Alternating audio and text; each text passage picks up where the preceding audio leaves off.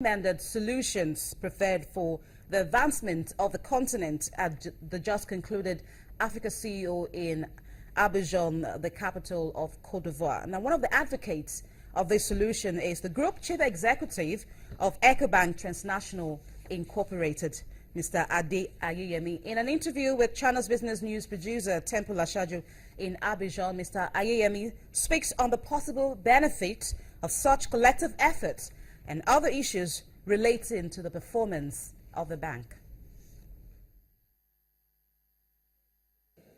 Well, thank you very much. We've spoken a lot about the Africa opportunity.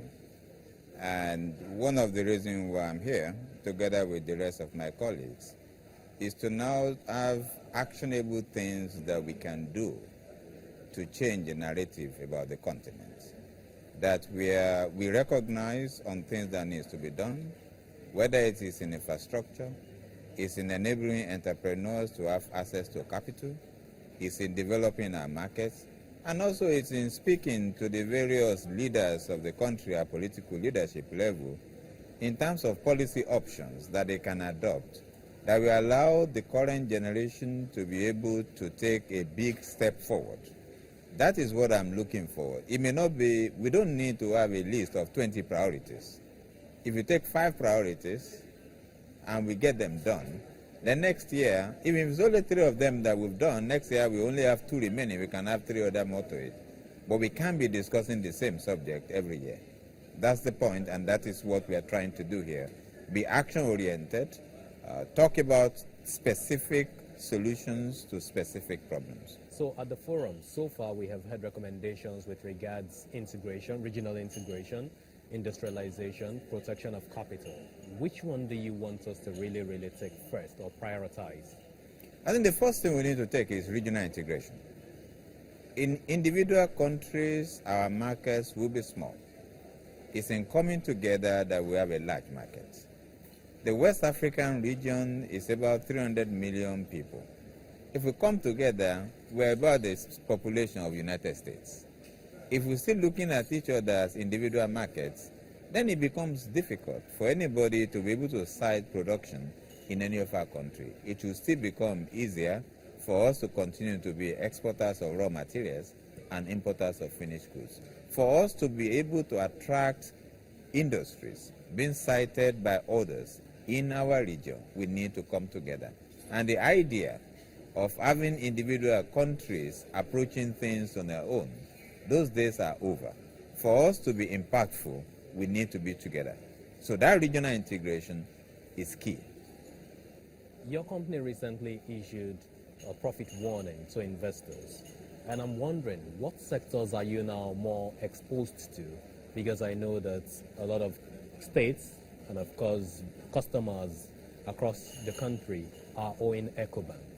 I think the industry, the investors should be looking at a bank like ETI as an institution that is well diversified across the African continent. Therefore, we are not taking the risk of one country.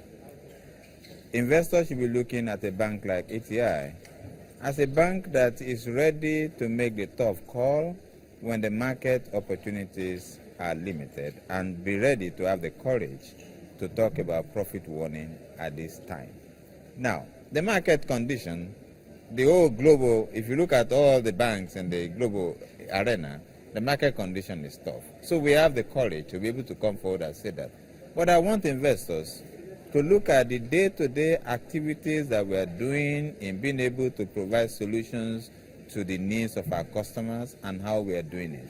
The day-to-day decisions we are making in which of our countries to invest in and which of the sectors to invest in. The day-to-day solutions of things we are doing in the way we approach market, bring innovation to market, bring products to market, being able to be the only bank that can talk to any of the African baby entrepreneurs or people, that as you leave your country, you roam around 36 nations in this continent of ours. There will be an Ecobank branch, an Ecobank card, an Ecobank branch, an Ecobank ATM that will be able to attend to your need. A bank that can tell anybody that is of the African descent, that is working in Europe, that when you dream of being able to send money back home to your people, EcoBank is about the only bank that can deliver in 33 clearing houses on a daily basis, very near to your household. That foundation, that platform that we've created, is not a platform to be looked at on what happened on one year to the other or the market movement from one season to the other. It's a platform that we believe, a long-run platform that can deliver for the continent and for our people. And that is what I want investors to look at. Investors should look at, are these people well positioned for the long run? This is a marathon, not a sprint. The first to cross the 100 meters may not be the one that win at the 42 kilometer. That's what I want investors to think about. If you think about it, the oil and gas sector is, the issue there is primarily that the original basis of the lending needs to get extended. So if you think that the money is going to come back in 5 years, maybe it's going to come back in 10 years. The oil is still under the ground. The oil has not gotten away. And if you think about our exposure, remember that Nigeria is 40% of our exposure. We still have the remaining 60% outside Nigeria. So if we have equal exposure, like any of our colleagues in Nigeria, whatever exposure we have, you have to multiply that by 0.4 to give you the average exposure for the whole group. So from my point of view, the country is going through challenges. Our customers will not be able to pay on the old term, but the oil has not gone away. We need to work with the customers. We need to look at a profile of cash flow that will enable the payment to be made over time. And we need to work with the country, work with the rest of our customers to get that done. But remember that there are other countries. There is the East African countries that are oil importers. There are a lot of other oil importing countries across the West African domain. So the point I'm trying to make is that the essence of diversification is that when, as the African proverb goes, when one door closes, another door opens. That's the essence of diversification. But if you have only one door, and when that door closes, then door closes. But you have multiple, when one door closes, another gets open.